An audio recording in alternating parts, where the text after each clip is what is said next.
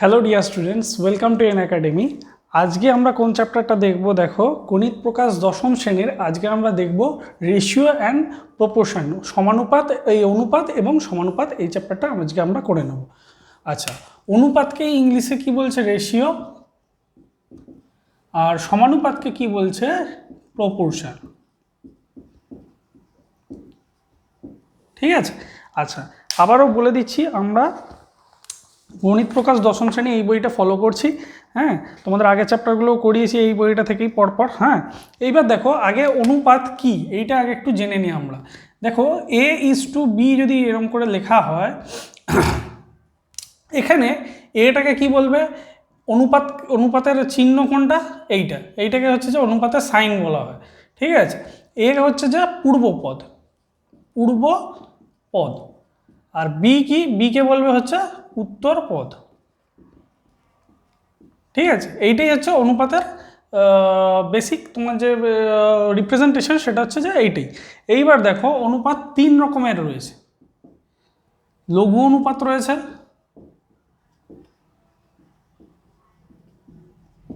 লঘু অনুপাত মানে কি? A:2 যে বি, সেখানে A is less than B, মানে A/B লেস দেন 1 হলে তখন তাকে বলবে লঘু অনুপাত। ঠিক আছে। আরেকটা দেখো রয়েছে গুরু অনুপাত। গুরু অনুপাত কখন হবে?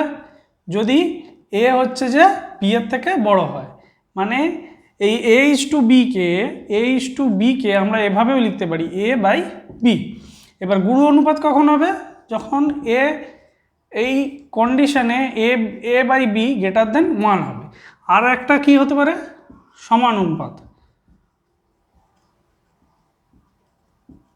কখন এটা? এখানে হচ্ছে যে A:B হলে, মানে যেমন 1:1, 2:2, এইগুলো হচ্ছে যে সব সমানুপাতের আন্ডারে পড়ছে। ঠিক আছে, তাহলে এই অনুপাতের বেসিক এটা এটা তোমাদের ক্লিয়ার হয়ে গেল, বেসিক রিপ্রেজেন্টেশন এইটা। আর হচ্ছে যে লঘু অনুপাত কাকে বলে, গুরু অনুপাত কাকে বলে, সমানুপাত কাকে বলে, এইটাও তোমাদের বলে দিলাম। এইবার ধীরে ধীরে আমরা অঙ্কের দিকে প্রসিড করবো। ওকে। আচ্ছা, আরেকটা জিনিস একটু বলে দিই তোমাদেরকে, ব্যস্তানুপাত কাকে বলে? এটা দেখো হয়ে গেছে। ব্যস্তানুপাত কাকে বলে আর যৌগিক অনুপাত কাকে বলে?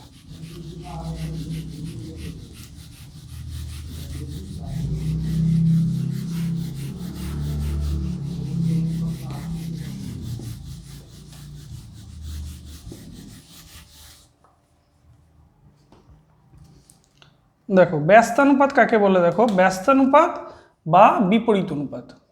ব্যস্ত অনুপাত বা বিপরীত অনুপাত,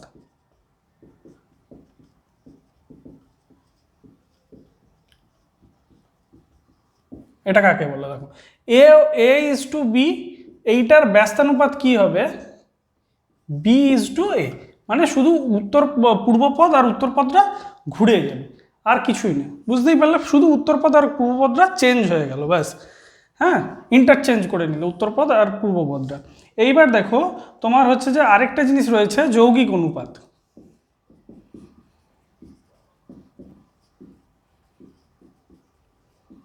যৌগিক অনুপাত A:B আর C:D, এই দুটোর যৌগিক অনুপাত কি হবে? উত্তরপদের সঙ্গে উত্তরপদ গুণ হবে, পূর্বপদের সঙ্গে পূর্বপদ গুণ হবে। তাহলে কি হবে? AC:BD। ঠিক আছে, এইগুলো অঙ্ক করতে গিয়ে অনেক জায়গায় কাজে লাগবে। দেখে নাও, ব্যস্ত অনুপাত একটা, আর একটা হচ্ছে যে যৌগিক অনুপাত কি। আশা করছি তোমাদের বেসিকটা পুরো ক্লিয়ার হয়ে গেল। বেসিক ফান্ডাটা তোমাদের একটা কপির প্রথমেই আগে এটা লিখে নেবে, যা যা বেসিক যেইগুলো বললাম। এরপরে কি করব, আমরা ধীরে ধীরে অঙ্কের দিকে এগোবো। ঠিক আছে, বেসিকটা কিন্তু খুব ইম্পর্টেন্ট। কাকে বলে এবং কি কি আচ্ছা, কোষে দেখি 5.1 থেকে আমরা শুরু করব। কোষে দেখি 5.1-এর প্রথমে দেখো রয়েছে যে অনুপাত দেখাও এবং সেই অনুপাতগুলো সমানুপাত, লঘু অনুপাত না গুরু অনুপাত বুঝে লেখো।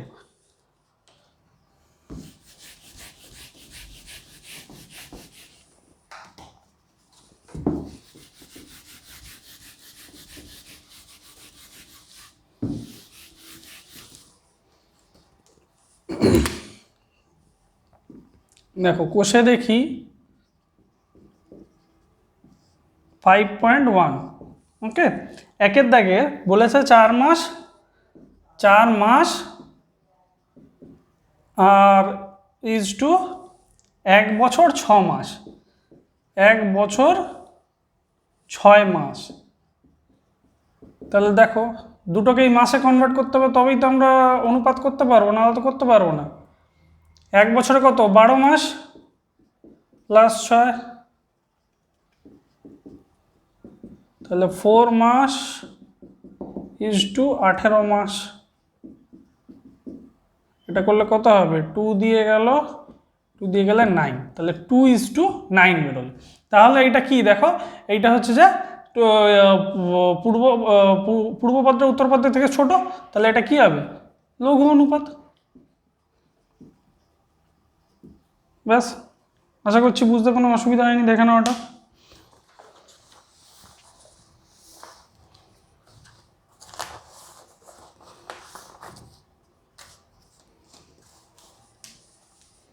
আচ্ছা, নেক্সট রয়েছে 75 পয়সা, 2-এর দাগেরটা রয়েছে 75 পয়সা ও 1 টাকা 25 পয়সা। তাহলে 75 পয়সা ইজ টু 1 টাকা 25 পয়সা মানে কত? 125 পয়সা। তাহলে 3:5, তাহলে এটাও কি হবে? লঘু অনুপাত। এটা এটার থেকে ছোট, তাহলে কি হবে? লঘু অনুপাত। আচ্ছা, এইবার দেখো 4-এর দাগেরটা বলেছে 1.2 কিগ্রা, 1.2 কিগ্রা ও 60 গ্রাম। তাহলে 1.2 কিগ্রাটাকে গ্রামে পরিণত করে নিলে কত হবে? গ্রাম ও 60 গ্রাম।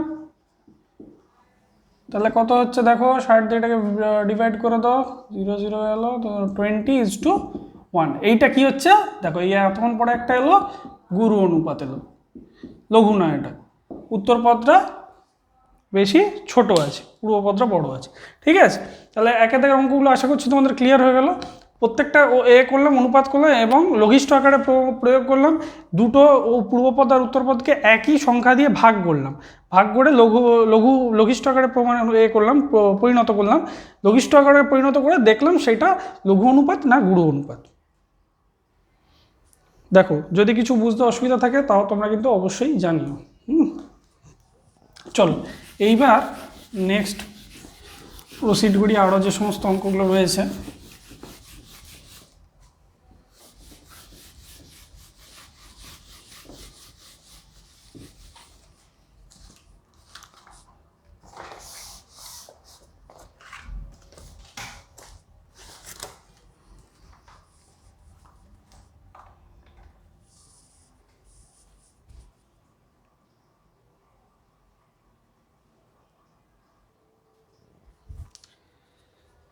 তাহলে কোষে দেখি 5.1-এর আমার 1-এর দাগের অঙ্কগুলো হয়ে গেল।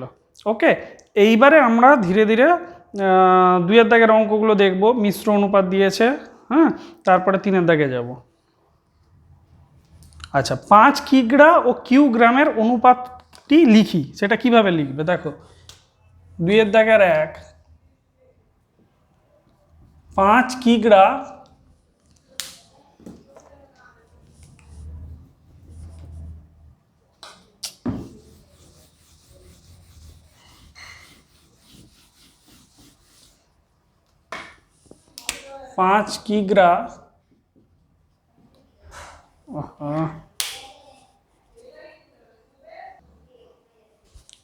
তাহলে কোষে দেখি 5.1-এর 2-এর দাগের অঙ্কগুলো করবো এবার আমরা।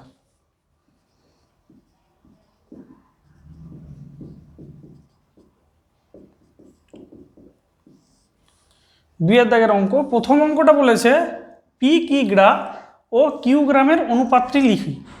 1, পি কিগ্রা ও কিউ গ্রাম এর অনুপাত,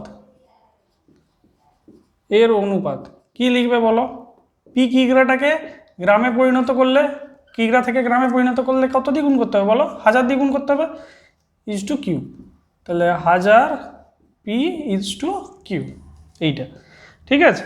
আচ্ছা, এক্স দিন ও জেড মাস, একইভাবে জেড মাস মানে এক মাস মানে কত দিন? 30 দিন। তাহলে জেড ইন্টু 30 করবে আর এক্স দিনটা শুধু এক্স রাখবে। আচ্ছা, মিশ্র অনুপাতগুলি দেখো, 4-এর দাগেরটা দেখো, মিশ্র অনুপাত দিয়েছে। A by B is to C, B by C is to A, আর হচ্ছে যে তোমার C by A is to B.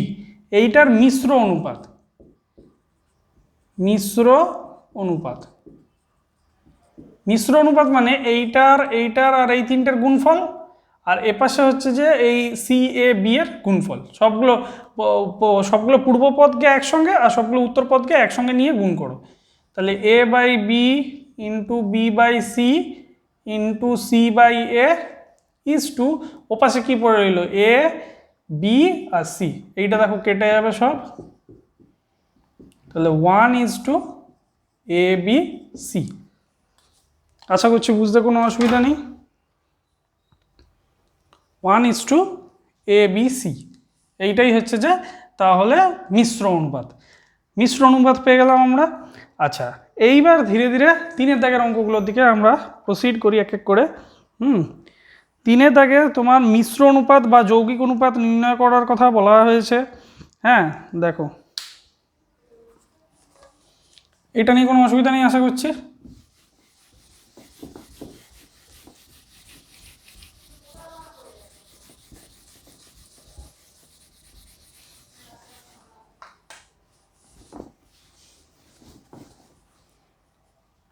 তিনের দাগেরটা বলেছে যে মিশ্র অনুপাত বা যৌগিক অনুপাত পরিণত করো। কত দিয়েছে?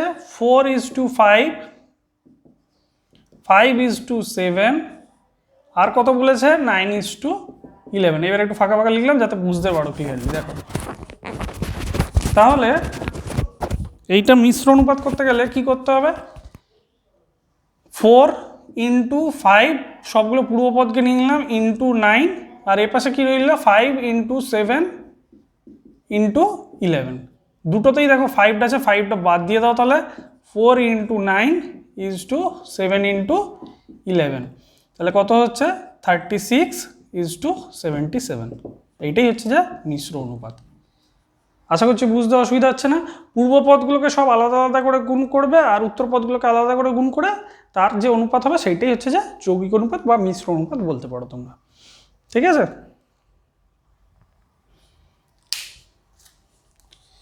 চলো এবার 4-এর দাগের অঙ্ক দেখব।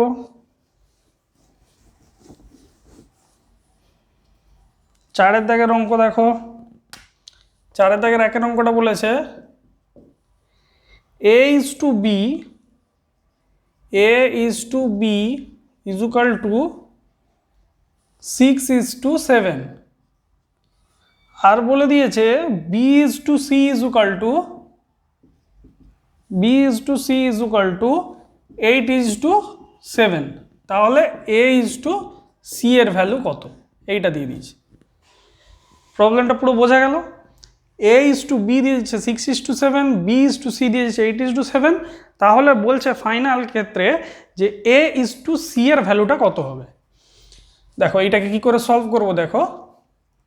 দেখো এই দুটো পদে b এর ভ্যালু কোনটা? 7। এই দুটো পদে b এর ভ্যালু কোনটা? 8। তাহলে নতুন এমন একটা আমাকে তৈরি করতে হবে যাতে দুটোতেই b এর ভ্যালুটা সেম থাকে। তাহলে 7-এর, এটা 7 আছে, এটা 8 আছে, এর এলসিএম করলে কত? 56 হচ্ছে। 7 আর 8-এর এলসিএম করলে 56 হচ্ছে। তার মানে এইটাকে কত দিয়ে গুণ করতে হবে? 8 দিয়ে গুণ করতে হবে 56 হতে গেলে। দেখো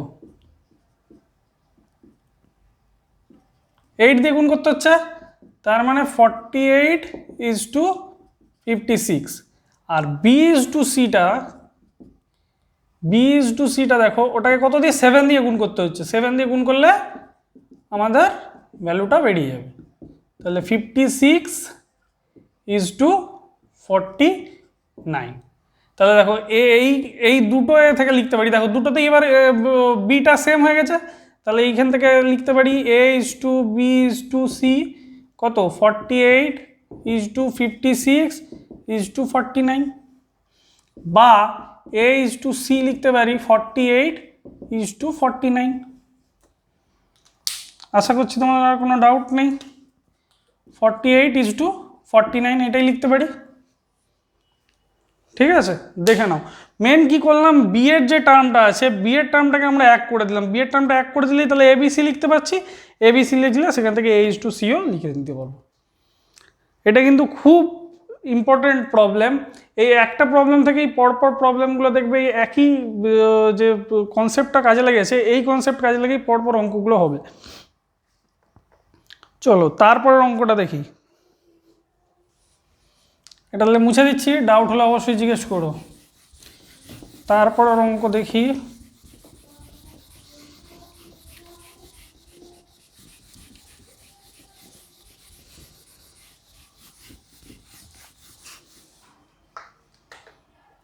তারপরের অঙ্কে বলেছে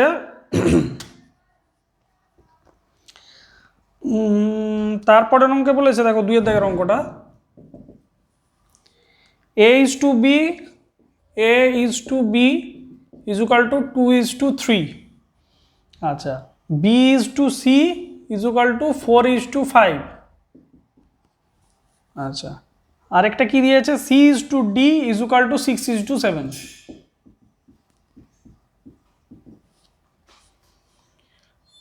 তাহলে দেখো এইটা এইখানে দেখো বি, এইখানেও বি আছে, আচ্ছা এখানে সি রয়েছে,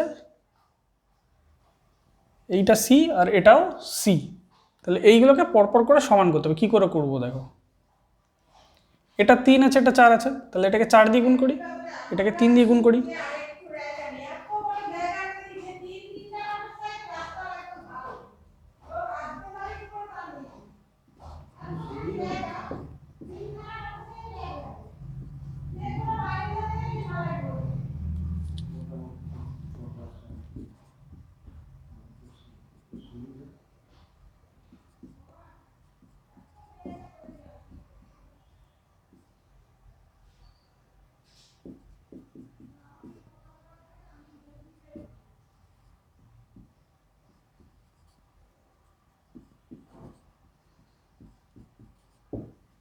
দেখো তাহলে এইখানে দেখো 12 হলো, এর ক্ষেত্রেও বি এর ভ্যালু কত 12 হলো, তাহলে A is to B is to C কত হবে 8 ইজ টু 12 ইজ টু 15।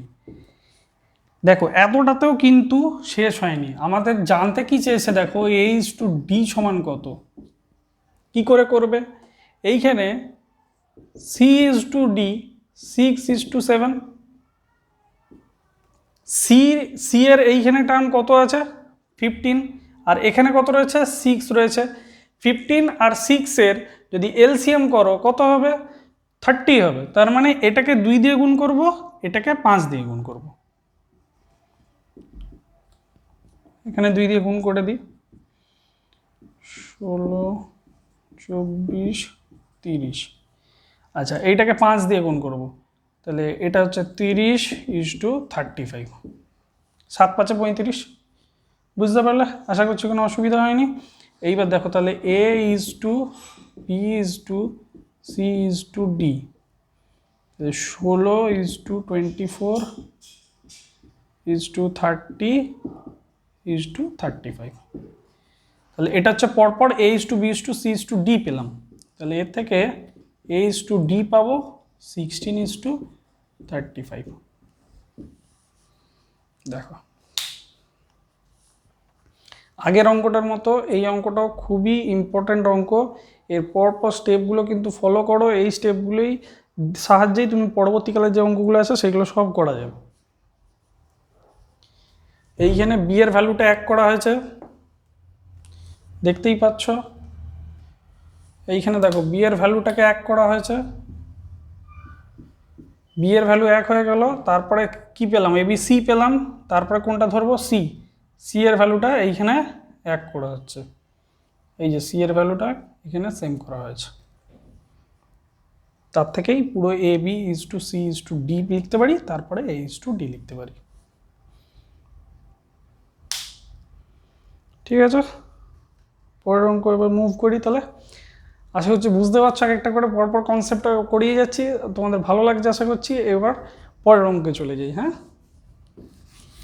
চলো, অঙ্ক কিছু না, বেসিক স্টেপগুলো তোমরা যদি ফলো করো আর একটু ঘরে ভালো করে প্র্যাকটিস করো, ব্যাস তাহলেই সমস্ত অঙ্ক পেরিয়ে যাবে।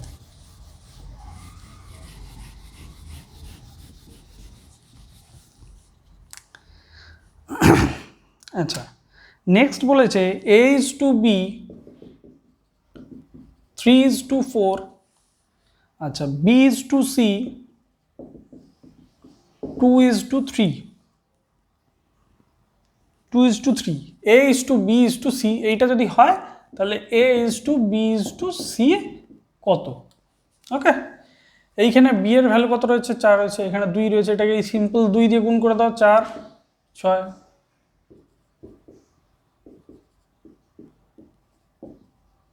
3 is to 4 is to 6, bus clear. আচ্ছা নেক্সট দেখো, দেখো পরপর সবগুলোই আমি করে দিয়েছি, যাতে কোনো না বুঝতে তোমাদের অসুবিধা হয়।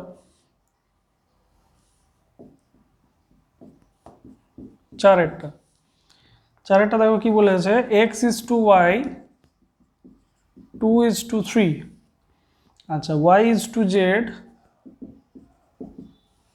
4 is to 7, 4 is to 7, তাহলে এইটা যদি এই দুটো ভ্যালু দিয়ে দিয়েছে, দিয়ে বলেছে x is to y is to z সমান কত, বোঝা গেল?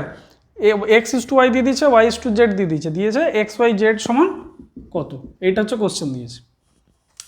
তাহলে দেখো ওয়াইটা এখানে 3 রয়েছে, এখানে ওয়াই কত রয়েছে? 4 রয়েছে, তাহলে x is to y কত দিয়ে গুণ করবো? 4 দিয়ে গুণ করে দিচ্ছি, 4 2 8, 4 দিয়ে গুণ করলে 12, y is to z 3 দিয়ে গুণ করে দিই, 12 21, তাহলে x is to y is to z 8 is to 12 is to 21। দেখো সেই একই আগের যে আমরা যে পদ্ধতিটা অবলম্বন করেছিলাম, একই পদ্ধতি অবলম্বন করে পর সব করছি। দেখো এটাতে দেখো ওয়াইটাকে সেম করলাম, ওয়াই এর ভ্যালু কত এখানে, এটায় 3 আছে, এটা 4 আছে, তাহলে এইটার যদি দেখো যে এমনি বুঝে যাচ্ছ যে ছোট ছোট সংখ্যা দিচ্ছে, বুঝতে অসুবিধা নেই, তাহলে তো গুণ করেই দিলে, করে সেম করে দিলে, দুটো ইউনিট এই দুটো ওয়াই এর ভ্যালুকে সেম করে দিলে। কিন্তু যদি দেখো যে বড় ভ্যালু দেওয়া থাকবে, বুঝতে পারছো না, অসুবিধা আছে, তখন কি করবে? এলসিএম করে দেখবে যে কত দিয়ে গুণ করলে একসঙ্গে সেটা মিট করে যাচ্ছে সেম নাম্বারে। ঠিক আছে, তাহলে এইটা দেখো ওয়াই এর, এটাকে 3 দিয়ে 4 দিয়ে গুণ করলাম, আর এটাকে 3 দিয়ে গুণ করলাম। ক্লিয়ার? আচ্ছা, গণিত প্রকাশ দশম শ্রেণীর বইটা ফলো করছি আমরা। কোষে দেখি 5.1-এর, তাহলে 4-এর দাগ পুরো শেষ হয়ে গেল, এইবার 5-এর দাগে পড়ব।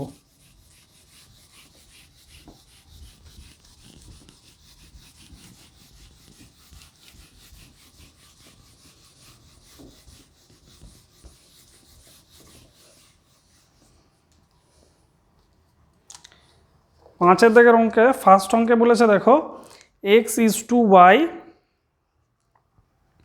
আচ্ছা দেখে ফার্স্ট অঙ্ক বলেছে x is to y is equal to 3 is to 4 হলে, দেখো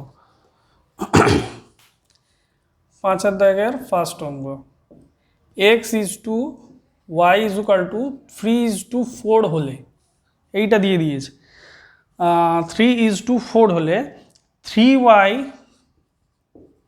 minus x is to twice x plus y এর ভ্যালু কত?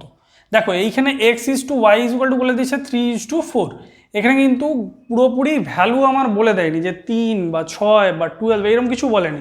সেই জন্য আমরা কি করব, এইটাকে 3 কে ধরে নিতে পারি আর এটাকে 4 কে ধরে নিতে পারি।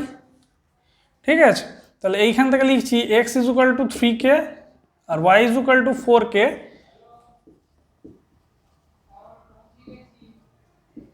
কে is equal to constant, k not equals to 0। Okay, তো দেখো 3 into 4k minus 3k is to 2 into 3k plus 4k। 12 minus 3 মানে 9k ইজ টু 3 দুগুণে 6 4 10 10k, তাহলে 9 ইজ টু 10। এইটাই অনুপাত কী হবে এইভাবে বের করতে হবে। এইখানে দেখো আমরা তো বলতে পারি না এটা 3 বা 4, এক্স্যাক্ট তো আমরা ভ্যালু তো বলতে পারি না, সেই জন্য আমরা কি করব, এটাকে কে দিয়ে ডিনোট করে নিচ্ছি। x is equal two 3k, y is equal two 4k। কেটা কি, কে একটা কনস্ট্যান্ট যার ভ্যালু অবশ্যই 0 নয়। হ্যাঁ, এইবারে তারপরে কি করব, অনুপাত করব। অনুপাত করে ওই ভ্যালুগুলো বসিয়ে দিলাম, দিয়ে ফাইনাল অ্যান্সার পেয়ে গেলাম। ঠিক আছে, চলো নেক্সট অঙ্কে প্রসিড করি। এটা তাহলে অসুবিধা নেই কোনো, 5-এর দাগের র্যাকেটটা হয়ে গেল।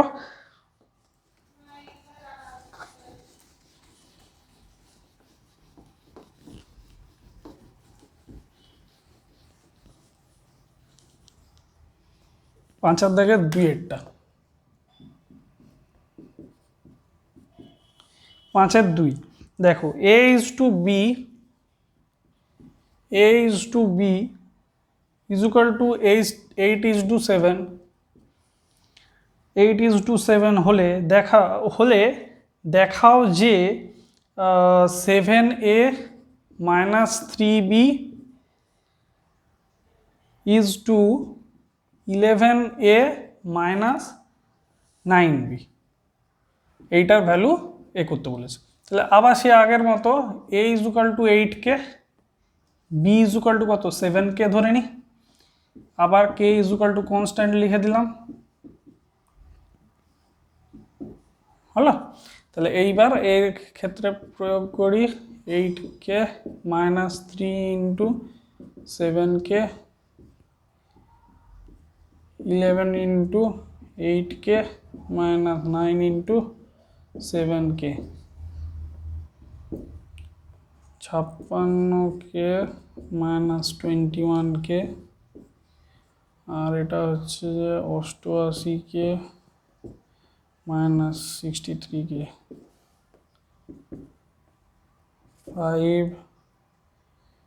5 আর এটা হচ্ছে ক্যারি 35k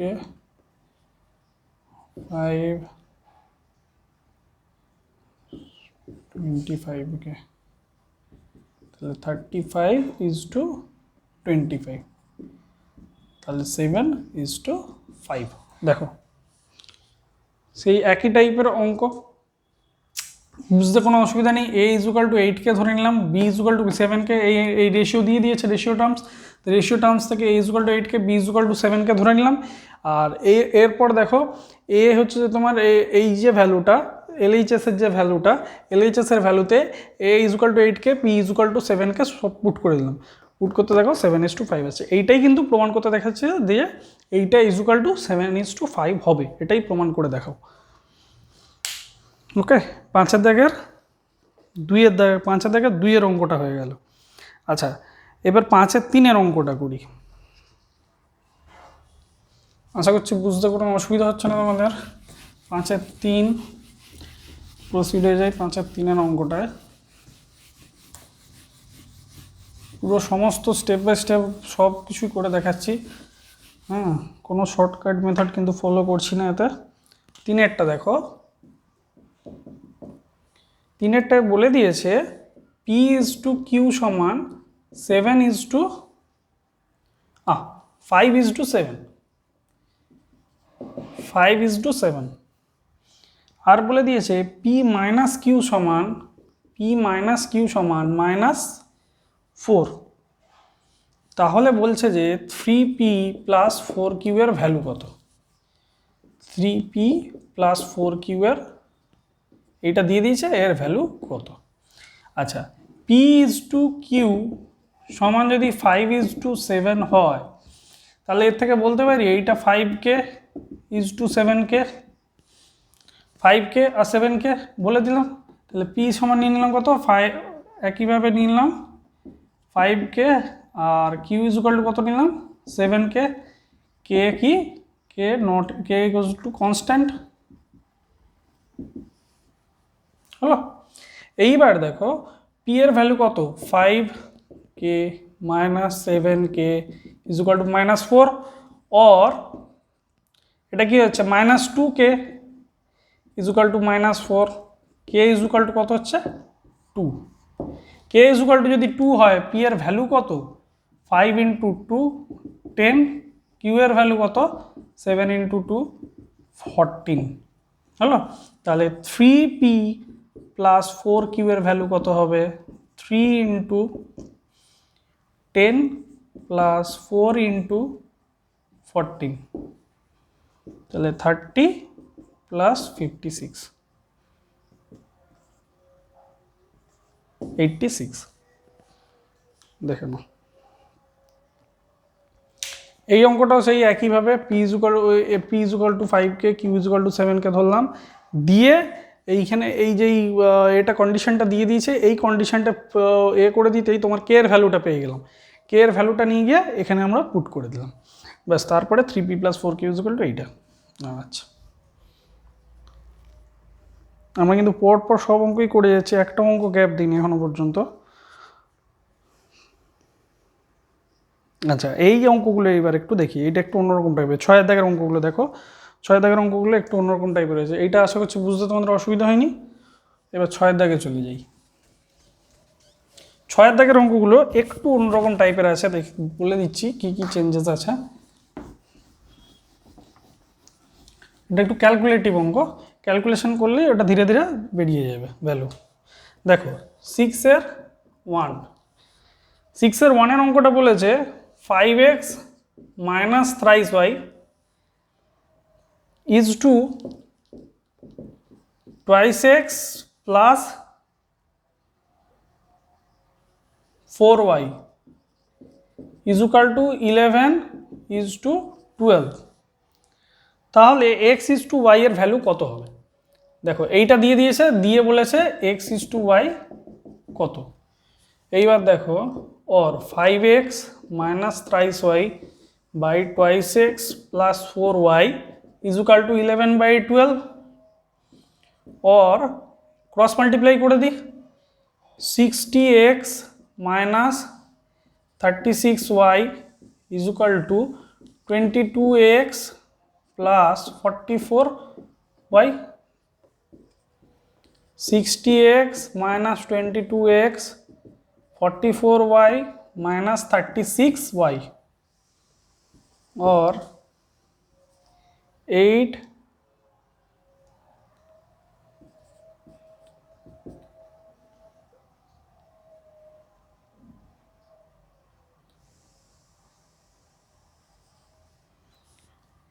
8y।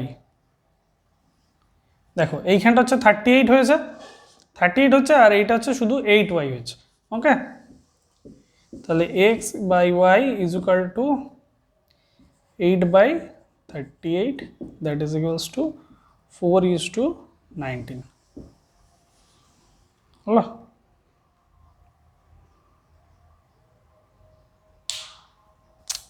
শুধু ক্রস মাল্টিপ্লাই করলাম, ক্রস মাল্টিপ্লাই করার পর এমনি যেমন ক্যালকুলেশন পরপর করে যাব, ক্যালকুলেশন করলেই ভ্যালু পেয়ে যাব, ব্যাস, আর কিছুই না। ক্লিয়ার? দেখে নাও।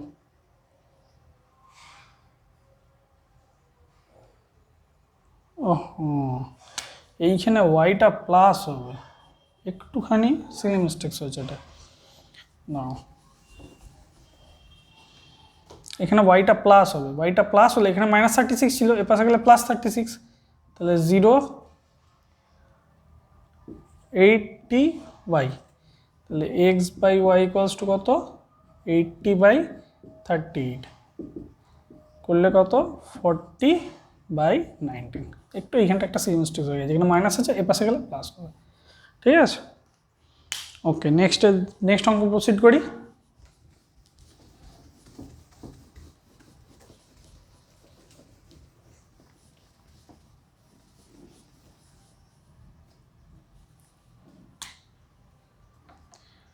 নেক্সট বলছে দুয়েরটা দেখে নাও, টুকটাক সিলি মিস্টেক যেন একদম না হয়, প্লাস মাইনাসের সিলি মিস্টেক। আচ্ছা, ক্রস মাল্টিপ্লিকেশনের সময় সাইড চেঞ্জিংয়ের ক্রস মাল্টিপ্লিকেশন হওয়ার পরে সাইড চেঞ্জিংয়ে যে সিলি মিস্টেক্স সেইগুলো যেন একদম না হয়, ওইগুলো হলেই কিন্তু অ্যান্সার ভুল আসবে। 3a + 7b,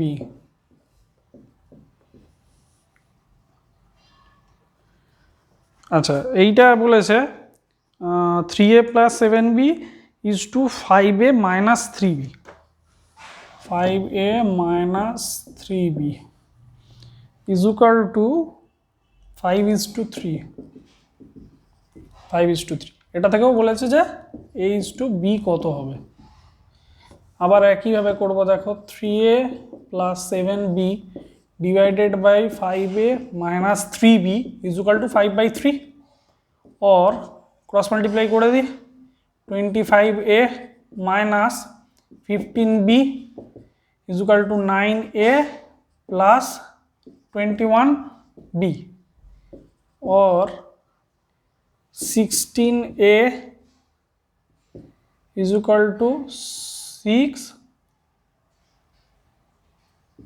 36b, or a/b = 36/16। 4 দিয়ে কাটলে 4, 4 9 যা, তাহলে a:b কত হবে?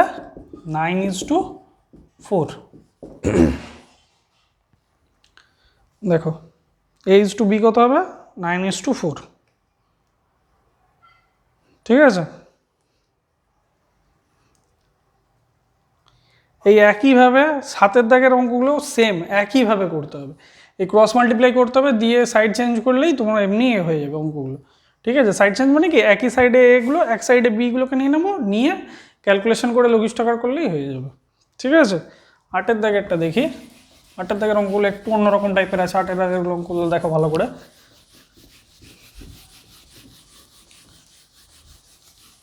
8 দাগের অঙ্কটা কি বলেছে, বলছে 2:5 অনুপাতে উভয় অনুপাতের সঙ্গে কত যোগ করলে, উভয় পদের সঙ্গে কত যোগ করলে রেশিওটা তোমার 6:11 হবে। দেখো 2:5, এইটার সঙ্গে কত যোগ করলাম, উভয় পদের সঙ্গে কত যোগ করলাম, x যোগ করলাম, যোগ করে অনুপাতটা এলো 6:11।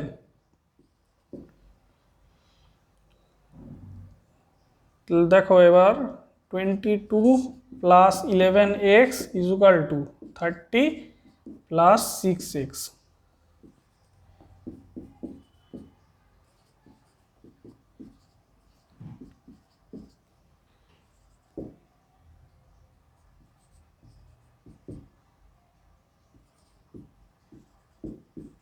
x = কি হবে? 8/5। দেখানো উভয় পদের সঙ্গে বলছে, উভয় পদের সঙ্গে কত তুমি যোগ করব, এমন একটা নাম্বার, সেম নাম্বার যোগ করছে, যোগ করলে তোমার হচ্ছে অনুপাতটা অত দাঁড়াচ্ছে। অনুপাতটা কত বলে দিয়েছে? 6/11, 6:11। ব্যাস যোগ করলাম, ক্রস মাল্টিপ্লাই করে ক্যালকুলেশন করলাম, x এর ভ্যালু বেরিয়ে গেল। আশা করছি এটা কোনো আর তোমাদের ডাউট নেই।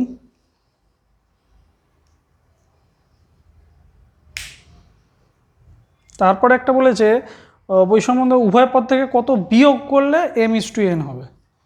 দেখো